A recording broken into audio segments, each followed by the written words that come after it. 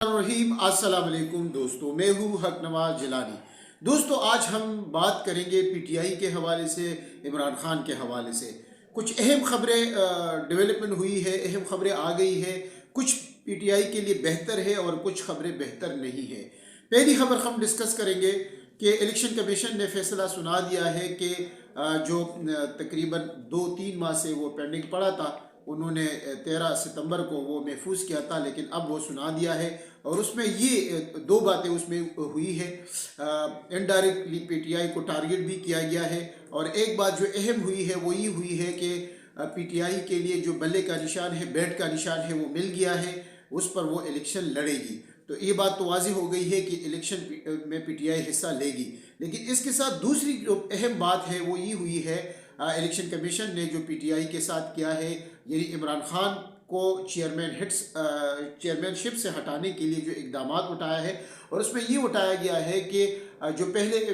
Inter party election हुए थे, PTI ने जून 2022 में किए थे, वो उसको कलअदम करार दिया है। और अभी 20 दिनों में अंदर आप इलेक्शन कराएंगे, ये कहा गया है, और नए चेयरमैन का आप इंतखाब करेंगे। चूँकि इमरान खान जेल में है और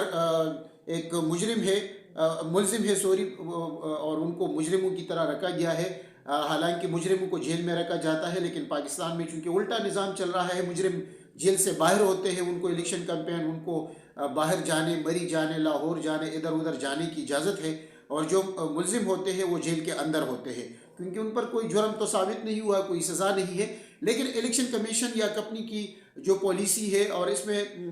ये है कि किसी भी तरह इमरान खान को हम नाअहल करें और वो चेयरमैनशिप से हट जाए। तो अब देखना ये है कि ये कानूनी तौर पर ये किस तरह होगा। 20 दिनों में इंटर इलेक्शन, और इसमें चेयरमैनशिप किसको मिलेगी, तो ये एक सवाल है। और आइंदा चेयरमैन पीटीआई का कौन होगा। लेकिन जो भी होगा, इमरान खान के नीचे पार्टी होगी, और सब जो अवाम है, तकरीबन 22 करोड़ अवाम जो है पाकिस्तानी, 90% पाकिस्तानी जो है वो इमरान खान को पसंद करते हैं, उनको वोट डालना चाहते हैं। और जो ये सब कुछ हो रहा है, इसके खिलाफ हर बंदा है, कोई बात से कर रहा है, कोई मुंह से बात कर रहा है, कोई नहीं कर रहा है, कोई दिल में बुरा कह रहा है, कोई वोट से अपनी ताकत का इजहार करेगा। दूसरी जो बात है इस हवाले से, जो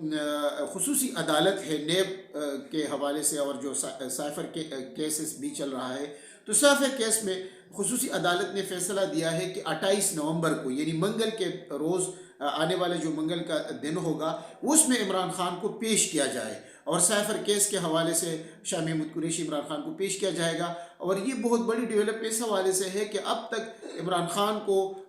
जो मुजरिम होते हैं, आलमी जो मुजरिम होते हैं, उस तरह जेल के अंदर ट्रायल और ये सारी चीज़ें पाकिस्तान की तारीख में कभी भी नहीं हुई है, लेकिन उनके साथ किया जा रहा है। और जिस पर गुज़श्ता दिनों हाई कोर्ट के 2 रुकनी बेंच ने फैसला भी दिया था, और उसको कलअदम करार दिया था, और कहा था कि आइंदा जो समाअत होगी वो आम अदालतों में होगी, इमरान खान को पेश किया जाएगा। तो देखना ये है कि 28 नवंबर को जो खुसूसी अदालत ने हुक्म जारी कर दिया है कि इमरान खान को पेश किया जाए, तो अदालत में पेश किया जाएगा या नहीं। क्योंकि इनको डर है कि जब इमरान खान पेश किया जाएगा तो लाखों लोग जो है इमरान खान के इस्तकबाल के लिए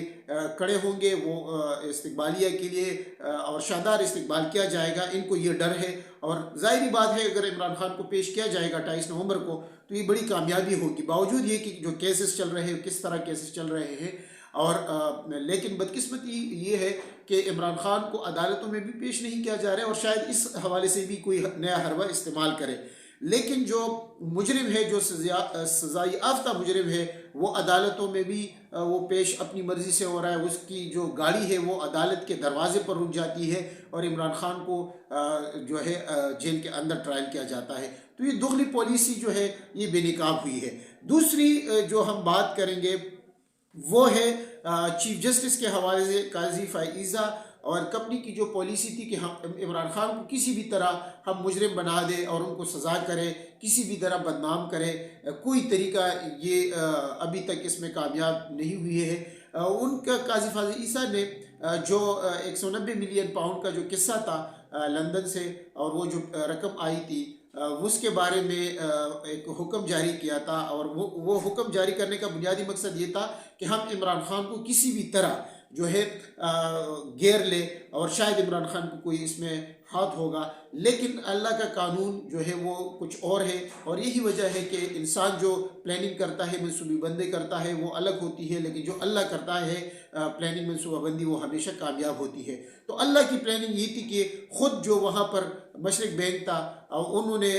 جو ابھی ڈاکیومنٹس انہوں نے سپریم کورٹ میں پیش کیے، اس میں یہ بات واضح ہے کہ یہ رقم جو ہے یہ ملک ریاض کی تھی، اور ملک ریاض نے حکومت کے ساتھ مل کر اس رقم کو پاکستان بھجوایا، اور وہ سپریم کورٹ میں موجود ہے۔ اب دیکھیں، جو پہلے بات کی جا رہی تھی پہلے چیف جسٹس پہ کہ وہ عطا عمر بندیال پر، کہ وہ عمران خان کا ساتھ لے رہا ہے، یا وہ کیوں پیسے جو ہے حکومت پاکستان کے فنڈ میں یا بینک میں جمع نہیں کرتے، تو ابھی تو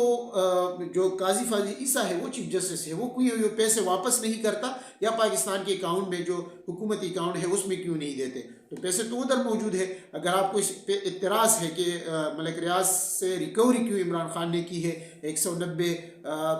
ملین پاؤنڈ، یہ تقریباً 90 ارب روپے بنتے ہیں، اور اس کیس کا آپ اندازہ کریں دوستو کہ جو عمران خان پر القادری یونیورسٹی کا جو یہ الزام لگا رہا ہے اور ان کو پھنسانے کی کوشش کی جا رہی ہے، بشرا بی بی کو بھی، وہ 50 کروڑ کی زمین ہے، 50 کروڑ کی یونیورسٹی ہے، اور یہاں پر آپ دیکھیں کہ 90 ارب روپے ہے،